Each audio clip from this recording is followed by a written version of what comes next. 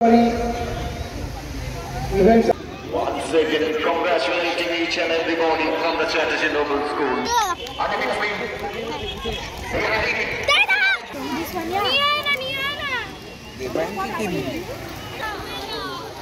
According to rules of finally on the left wing, once again the toddler section.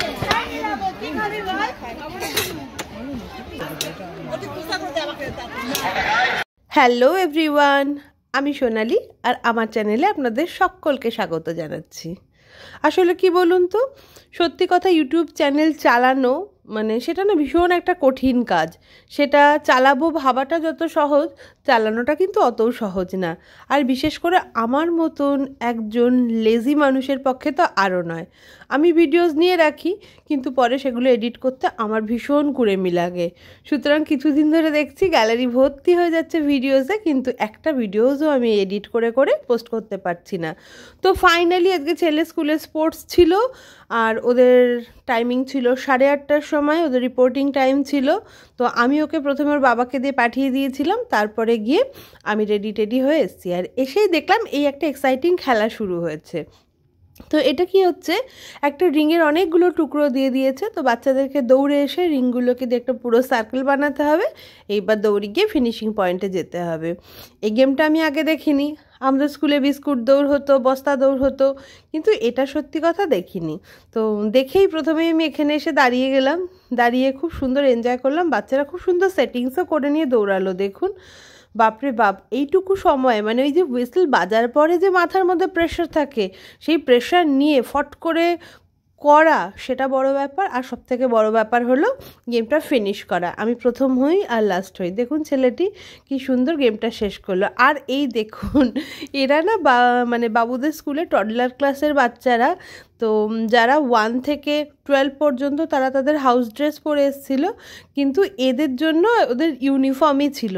তো এসে দেখছি এই বাচ্চাগুলোও সব গেম খেলতে শুরু করেছে। এখানে ছেলে মেয়ে ওরা আলাদা করে উঠতে পারেনি, ওরা একসঙ্গেই দিয়ে দিয়েছে। আর এদের গেম ছিল একটা সার্কেলের মধ্যে কালার ভরতে হবে। সত্যি কথা বলতে কি, আমাদের মনে হতে পারে একটা সার্কেলের মধ্যে কালার ভরা এমন কি কঠিন কাজ, কিন্তু ওদের পক্ষে সত্যি সত্যি প্রেশারের। তো আমি কাছে গেলাম যে এক্স্যাক্টলি গেমটা কি হচ্ছে দেখার জন্য। তো যাই হোক না কেন, দেখুন বাচ্চারা কি সুন্দর করে নিয়ে, দেখুন পুচকুটা কেমন দৌড়ালো। বাবা খুব সুন্দর, অ্যাপ্রিসিয়েট করার মতন কিন্তু ব্যাপার, যাই বলেন না কেন। তো যাই হোক না কেন, এদের গেমটাও আমার খুব এক্সাইটিং লাগছিল। আরও পেছনে আরও বাচ্চা রয়েছে। এটা অ্যাকচুয়ালি হিট চলছিল, এরপরে আরও ফাইনাল হবে। তো প্রথম হিট হয়ে গেল, আর খেলাটাও ভীষণ ইন্টারেস্টিং লাগলো আমার কাছে। আজকে আমরা সবাই মানে আমি, তারপরে বাবুর বন্ধু অভিজ্ঞানের বাবা, এই সবাই মিলে সবাই স্কুল থেকে একটা করে ছুটি নিয়েছি সিএল। কিন্তু আমার বোনের স্কুলের যা দশা, ও কিছুতেই ছুটি নিতে পারেনি, কিন্তু মাকে পাঠিয়েছে। 2 বাচ্চা থাকবে, আমি একা থাকবো, তার জন্য ভাবলো মাও কাজকর্ম করে, মাকে আসলে আমিই নিয়ে আসলাম একটু আগে। তো যাই হোক না কেন, আমাদের ছোটোবেলায় যখন স্পোর্টস হতো, তখন না আমার বাবা ঠিক যেখানেই থাকুক কি জানি, আমার ইভেন্টের সময় কি করে টের পেয়ে যেত, চলে আসতো। আর মা সমস্ত কাজকর্ম সেরে বিকেলবেলা চলে আসতো। যাই হোক না কেন, মা গ্যালারিতে রয়েছে, আর আমি ভাবলাম নিচে থেকে একটু খাবার নিয়ে আসি। ঘটি গরম বিক্রি হচ্ছিল, মানে স্পোর্টসের সময় এগুলোই তো, ঘটি গরম, নিমকি মাখা, এই পেয়ারা মাখা, এগুলো না খেলে হয়। তো যাই হোক না কেন, আমি একটু ঘটি গরম কিনছি। আর আমার একটা বন্ধুর সঙ্গে দেখা হয়ে গেছে, সুজিত, ওর মেয়েও বাবুদের স্কুলেই পড়াশোনা করে। তো ওর মেয়েরও ইভেন্ট ছিল, তো ওর সঙ্গে দেখা হয়ে গেল। আমি দেখুন কখন থেকে ভিডিও বানাচ্ছি আর কত কথাই বলে যাচ্ছি, কিন্তু এখনো পর্যন্ত বাবু স্কুলের নামটা বলিনি। বাবু মাম্মাম যে স্কুলে পড়ে সেটা হলো বিজনগরের একটা স্কুল, বেশ বিখ্যাত স্কুল। স্কুলের নাম হলো চ্যাটার্জি নোবেল স্কুল। আর দেখছেন বাচ্চারা বিভিন্ন রঙের জামা পরে রয়েছে, কেউ লাল, কেউ সবুজ, কেউ নীল, আবার কেউ আবার পার্পল। তো এগুলো হলো ওদের হাউসের অনুযায়ী কালার। যেমন বাবু যেমন নীল পরে রয়েছে, বাবুর টেরেসা হাউস। আর মাম যেমন পার্পল পরে রয়েছে, মামের সম্ভবত বিবেকানন্দ হাউস। এরকম সবুজ রয়েছে সুভাষ হাউস, তেমনি লাল রয়েছে টেগার হাউস। তো ওদের আর একটা মজার জিনিস করেছে, মানে বিভিন্ন ইভেন্টে বিভিন্ন হাউস থেকে তো পার্টিসিপেট করেছে, লাস্ট পর্যন্ত পয়েন্ট দেখা হবে। যেই হাউস হলো সব থেকে বেশি স্কোর গ্যাদার করবে, সেই হাউস আজকের উইনার। সুতরাং 4টে হাউস আছে, দেখা যাক কোন হাউস জেতে। বাবু যেমন ওর হাউসকে খুব চেয়ার করছিল, টেরেসা হাউস, মাম তেমনি আবার বিবেকানন্দ হাউসের হয়ে খুব চিৎকার করছিল। দুই ভাই বোন সবসময় তো এক ব্যাপারে একরকমই মতামত দেয়, কিন্তু আজকে মাঠের জন্য আলাদা। আর ওই যে ঘটি গরম এনে দিয়েছিলাম, গ্যালারিতে দাঁড়িয়ে দাঁড়িয়ে ঘটি গরম খাচ্ছিল। যদিও নিজেদের হাউস করা ছিল, ওদের সবাইকে বলা হয়েছিল ওই হাউসে থাকবে, কিন্তু বাচ্চারা তো কথা শোনে কোথায়, ছুটে ছুটে মা বাবাদেরকে দেখছিল আর চলে আসছিল।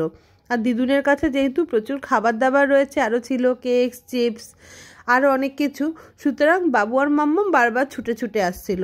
মামেরও তো খাওয়ার দিকে নজর নেই, কিন্তু বাবু আবার খেতে বড্ড ভালোবাসে।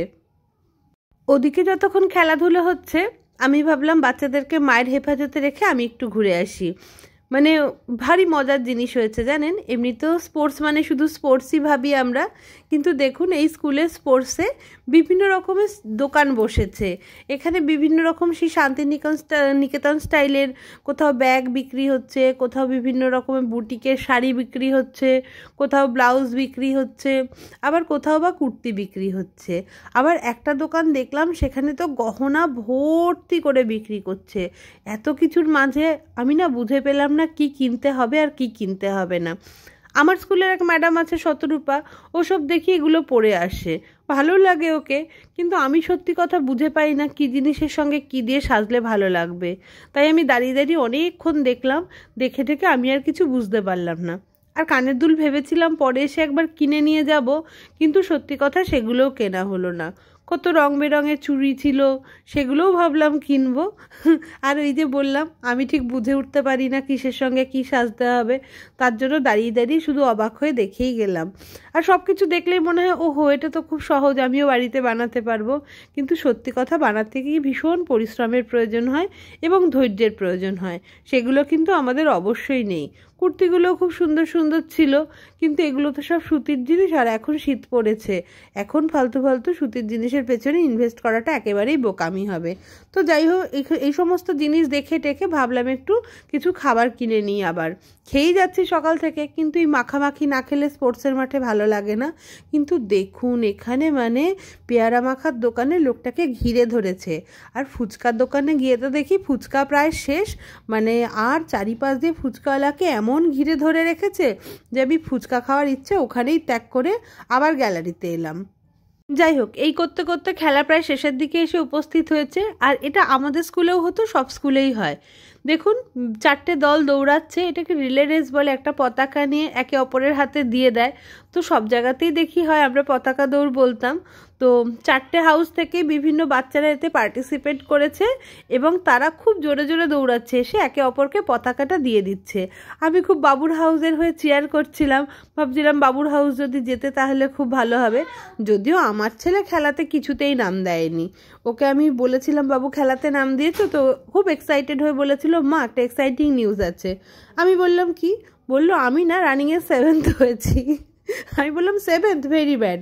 তখন ও দেখলাম মুখটা কাচুমাচু করে বলল এবার তো তুমি তাহলে খুব রাগ করবে। আমি বললাম কেমন? তো তারপরে বলল কি একটা স্যাক রেস না কি আছে, বলছি ওটাতে আমি লাস্ট হয়েছি। কি আর করার বলুন, সবাই তো আর সব কিছু পারে না। তো যাই হোক, শেষ হলো। তো বাবুর হাউস জিতলো না, জিতলো হলো সুভাষ হাউস। তো যাই হোক না কেন, এতক্ষণ আমার বোন এসেছে। আর একটা কথা বলার আছে, আমাদের মামা অঙ্ক কষা দৌড়ে 3rd হয়েছে। তো এই 3rd হওয়ার পেছনেও এবারে একটা গল্প হয়ে গেছে। প্রথমে যখন অঙ্ক কষা দৌড় শুরু হয়েছে, প্রথমে মামকে পেন্সিল দিতে হয়তো মিস্টেক হয়ে গেছিলো, পেন্সিল দেয়ইনি। তো মাম এসে দেখছে অঙ্ক কষছে না, আমি দৌড়ে আসলাম কি হয়েছে জানার জন্য। তো তখন গিয়ে ওর স্যার ম্যাডামরা ইভেন্টটাকে ক্যান্সেল করে আবার নতুন করে করলো। আর নতুন যখন হলো তখন মাম্মাম একেবারে অঙ্ক কষা দৌড়ে লাস্ট হয়েছিল। ও তো খুব দুঃখ পেয়ে গেছিলো লাস্ট হওয়ার জন্য। কিন্তু যাই হোক না কেন, পরে যখন রেজাল্ট অ্যানাউন্স করছে তখন বলছে সমৃদ্ধি শ্রীবাস্তব হলো যে 3rd হয়েছে অঙ্ক কষা দৌড়ে। মানে বুঝলেন তো, শুধু দৌড়ালেই হবে না, সঠিকভাবে দৌড়তে হবে।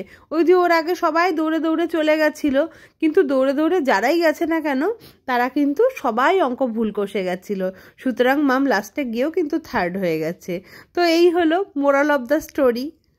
তো যাই হোক না কেন, এখন একেবারে শেষ পর্যায়ে এসে উপস্থিত হয়েছি। তো দেখুন সবাই তাদের হাউস অনুযায়ী বসে গেছে, আরও প্রচুর স্টুডেন্ট ছিল, কিন্তু তারা মানে খেলা দেখতে দেখতে আসলে রোদের মধ্যে যতই শীতকাল হোক খুব কষ্ট হচ্ছিল, চলে গেছে। আমরা তো মামের জন্য রয়ে গেছি, আর প্রত্যেকের হাউস অ্যাকর্ডিং বসে নিয়েছে এবং প্রত্যেক হাউসের একটা করে পতাকা আছে এবং সবাই খুব এক্সাইটেড ছিল যে কোন হাউস উইন করবে সেটা জানার জন্য। ইভেন আমরাও, মানে আমাদের বাচ্চারা বিভিন্ন হাউসের পার্ট, আমরা তো নই, কিন্তু কি জানি এইসব সময় আমরা নিজেরাই একদম বাচ্চা হয়ে যাই। তো যাই হোক না কেন, ওই যে বললাম মাম্মাম অঙ্ক কষা দৌড়ে 3rd হয়েছে, তো আমার বোন তো আসতে পারেনি, মাঝে এসে একবার দেখা করে চলে গেছিলো। তো মাম্মামের জন্য আমিও দাঁড়িয়ে রয়েছি। আর সত্যি কথা বলতে কি, ওদের 2 ভাই বোনের মধ্যে এত মিল যে বুনু প্রাইজ পাচ্ছে সেটা ভেবেই দাদাভাই খুব আনন্দিত। দেখবেন ছবি পোস্ট করেছিলাম আমি, তো ছবিতেও এরকম হয়েছে যে মাম্মামের মেডেলটা নিয়ে বাবু দাঁড়িয়ে রয়েছে এবং খুব আনন্দ পাচ্ছে। এই সরলতা শিশুদের মধ্যে থাকাটাই ভালো, আমরা তো একে অপরকে দেখে হিংসা করতে ব্যস্ত। সত্যি কথা বলতে বাচ্চারাই পারে এরকমভাবে সরল মন নিয়ে বেঁচে থাকতে। আমার ছোটোবেলাতেও তাই হতো, আমি যখন কোনো প্রাইজ পেতাম তখন বোন খুব খুশি হতো, আবার বোনের যখন কোনো অ্যাচিভমেন্ট হতো তখন আবার আমি খুব খুশি হতাম। এরকমভাবেই বড় হয়েছি। তো আশা করি সেই ভালোবাসাটা, বন্ধুত্বটা, যাই বলেন না কেন, সেই ইকুয়েশনটা আমাদের বাচ্চাদের মধ্যেও থাকুক। যদি ওরা কাজিন সিস্টার, তবুও একই সঙ্গে বড় হচ্ছে, তো একটা টান তো থেকেই যায়। তো এবারে আমাদের মাম্মামের মেডেল পাওয়া, প্রথমবার মাম্মাম কোনো মেডেল পাচ্ছে স্পোর্টসের জন্য, খুব ভাল লাগছে। আমার তো খুব ভাল লাগছিল, আর আমি আর ওরকে খুব হাততালি দিচ্ছিলাম। আমরা আজ খুব খুশি। আর ওই যে প্রথমেই বলেছিলাম না, হাউস অ্যাকর্ডিং যারা সব থেকে বেশি স্কোর করবে তারা আজকের বেস্ট হাউস বলে ডিক্লেয়ার্ড হবে। তো এই যে ব্লু জার্সি পরা এরা হলো টেরেজা হাউসের। তো টেরেজা হাউস আজকের উইনার। তো ওরা তো ভীষণ খুশি, আর আমিও খুশি ছিলাম, কারণ আমার ছেলে এই হাউসের ইউনিফর্ম পরেই ছিল। তো যাই হোক না কেন, দেখুন বাচ্চারা কিরম খুশি, মানে বুঝতে পারছেন একই স্কুলের, আবার তাদের মধ্যেও 4টে ভাগ হয়ে গেছে এবং তাদের মধ্যে একজনরা উইন করলো। তো এটা যাই হোক না কেন, আভ্যন্তরীণ কম্পিটিশন বাড়িয়ে নিজেদের মধ্যে সেইভাবে তৈরি করাটা এটাও খুব প্রয়োজন। এটাকে সবসময় প্রতিযোগিতাটাকে হিংসা ভাবলে হবে না, এই যে লড়াই করার একটা স্পৃহা এখান থেকেই তো তৈরি হয় না। তো স্কুলটাই সেই জায়গাটা, এরপরে তো বড় বড় ক্ষেত্রে ওদেরকে লড়াই করতে হবে, সেটার যে সূচনা সেটা এখান থেকেই না হয় শুরু হোক। দেখুন কি চেয়ার করছে বাচ্চারা। তো যাই হোক না কেন, আজকের উইনার টেরেজা হাউস, ইয়ে। তো এইভাবে বাবুর স্কুলের স্পোর্টস শেষ হলো, আর সারা দিন আমাদের মাঠের মধ্যে কেটে গেল একদম। দেখুন এতক্ষণ মেয়ে পাহারা দিলাম আমি, এখন প্রাইজ দিতে মা এসেছে। যাই হোক, মাম এতক্ষণ বাদে বোনকে দেখে খুব খুশি হলো। আমি এতক্ষণ দাঁড়িয়েছিলাম, ও বলছে দিদি একটু দাঁড়া, আমি আসি তারপরে যাস। তো সত্যি সত্যি দাঁড়িয়েছিলাম, মেয়েকে হ্যান্ড ওভার করলাম, এবার বাড়ি যাওয়ার পালা। সারাদিন ধরে মাঠে থাকা প্রচুর চাপের বিষয়। তো যাই হোক না কেন, এমনই করে বাবু স্কুলের স্পোর্টসের দিনটা মজায় কাটলো, আনন্দে কাটলো। আপনাদের সঙ্গে দেখা হবে আবার অন্য একটা ব্লগে। আর ততক্ষণ পর্যন্ত আপনারা সবাই ভালো থাকবেন। Bye bye.